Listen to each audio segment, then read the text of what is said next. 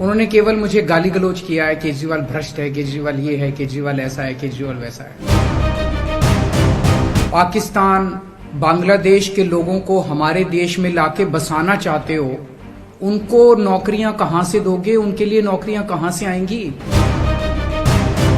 अपने पूरे बयान में जो प्रश्न मैंने कल उठाए थे, उसका किसी भी एक भी प्रश्न का उन्होंने जवाब नहीं दिया।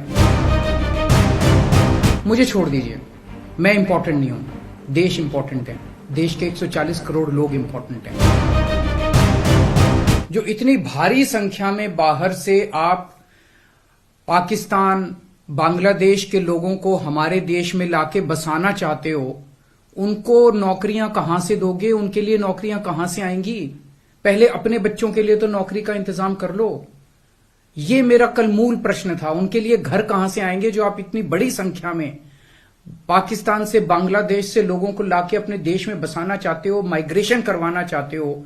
वो उनके लिए घर, उनके लिए नौकरियां, उनके लिए संसाधन कहां से आएंगे? अपने देश में इतनी गरीबी है, अपने देश में ऑलरेडी लोगों के पास नौकरियां नहीं है, घर नहीं है, उनको कहां से लाके बसाओगे? आजादी के बाद काफी बड़े स्तर के ऊपर माइग्रेशन हुआ था। बहुत सारे लोग भारत से पाकिस्तान और बांग्लादेश गए थे और बहुत सारे लोग वहां से इधर आए थे। अब जो ये माइग्रेशन इस सीए की वजह से होने वाला है, ये उससे कहीं ज्यादा बड़ा माइग्रेशन होने वाला है। पाकिस्तान, बांग्लादेश, अफगानिस्तान, इनका कहना है कि सीए के तहत इनके अल्पसंख्यक जो हैं, वो अगर भारत में आके रहना चाहेंगे तो उन्हें उस बात की मंजूरी दी जाएगी, उन्हें हमारे भारत की नागरिकता दे दी जाएगी। इन तीनों देशों में मिलाके लगभग 2.5 से 3 करोड़ अल्पसंख्यक रहते हैं। पाकिस्तान, बांग्लादेश और अफगानिस्तान में मिलाके लगभग 2.5 से 3 करोड़ अल्पसंख्यक रहते हैं। वहां बहुत गरीबी है, उनके पास रोजगार नहीं है। भारत में आना और भारत की नागरिकता मिलना उनके लिए तो बहुत बड़े सपने की तरह है। और अगर हमने भारत के दरवाजे खोल दिए, इतनी बड़ी संख्या में लोग आने वाले हैं जिसकी हम कल्पना भी नहीं कर सकते। इन 2.5-3 करोड़ लोगों में से अगर 1-1.5 करोड़ लोग भी आ गए तो कहां बसाया जाएगा उनको? क्या करेंगे उनका? यह मेरा प्रश्न था माननीय गृह मंत्री जी, जिसका जवाब आपने नहीं दिया। आपका यह कहना है कि 2014 से पहले के लोगों को, जो आ चुके 2014 से पहले, उनको बसाया जाएगा। मैं आपसे पूछना चाहता हूं, 2014 के बाद आना बंद हो गया? 2014 के बाद भी आ रहे हैं, अभी तक आ रहे हैं, रोज आ रहे हैं। तो अभी तक 2000 जो इलीगल माइग्रेंट आते थे, जो घुसपैठिए हमारे देश के अंदर आते थे, वो डरते थे कि अगर आ गए तो हमें निकाल देंगे, हमें पकड़ लेंगे, हमें जेल में डाल देंगे। उन्हें डर रहता था क्योंकि वो इलीगल थे। अब आप ये कानून लाके उनको लीगल बना रहे हो, अब उनका डर खत्म हो जाएगा। पूरे तीनों देशों के अंदर अब मैसेज ये है कि भारत सरकार अब जो है इन तीनों देशों के घुसपैठियों को लीगल करने जा रही है। तो ये 2014, आज आप 2014 वालों की बात कर रहे हो, कल आप 2019 के पहले वालों की बात करोगे, फिर ये डेट एक्सटेंड करके 2024 कर दोगे, क्योंकि घुसपैठिए तो आ ही रहे हैं। आपने रोहिंग्यों की बात की, ये तो आप ही के टाइम में आए थे, ये तो 2014 के बाद आए हैं सारे रोहिंग्ये। कैसे आए ये? आपकी मिली भगत से आए कि आपकी नाकामी की वजह से आए? पूरे देश में कहां कहां आपने रोहिंग्यों को बसा रखा है? तो जो इतने एक तरह से दरवाजा जो खोल रहे हो, इनको जो लीगल बना रहे हो, ये देश के लिए बहुत खतरनाक है। और इतनी भारी संख्या में इसके बाद घुसपैठिए आने वाले हैं जिसकी हम कल्पना भी नहीं कर सकते। आज जो 2014 के पहले भी आए थे, हमारे देश के अंदर उनके अधिकार नहीं है। आप उनको नागरिकता देके अब सरकारी नौकरियों दी जाएंगी उनको।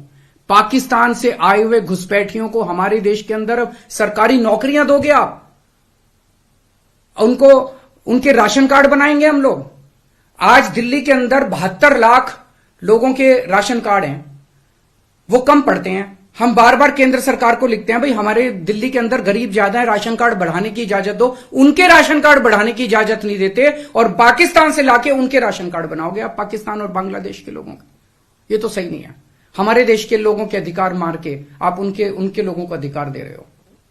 सरकारी पैसा हमारा पैसा है, सरकारी पैसा 140 करोड़ लोगों का पैसा है, हमारे टैक्स का पैसा है। पाकिस्तानियों ने टैक्स नहीं दिया, बांग्लादेश के लोगों ने टैक्स नहीं दिया, इस देश के लोगों ने टैक्स दिया।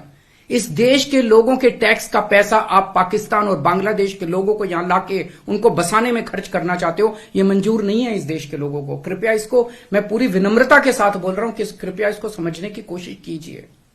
और मैं देश के लोगों से जानना चाहता हूं, आपसे जानना चाहता हूं, जो ये मेरी प्रेस कॉन्फ्रेंस सुन रहे हैं और ये वीडियो देख रहे हैं, मैं आपसे जानना चाहता हूं, अगर आपके घर के सामने सड़क के उस पार पाकिस्तान से आए हुए लोगों की झुग्गियां बसा दी गई, क्या ये आपको मंजूर होगा? कौन लोग हैं जो ये पाकिस्तान से आ गए, कौन लोग हैं जो ये बांग्लादेश से आ गए? क्या आपकी बहू बेटियां सुरक्षित होंगी?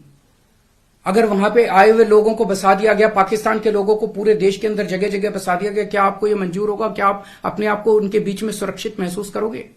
और कौन होंगे ये लोग?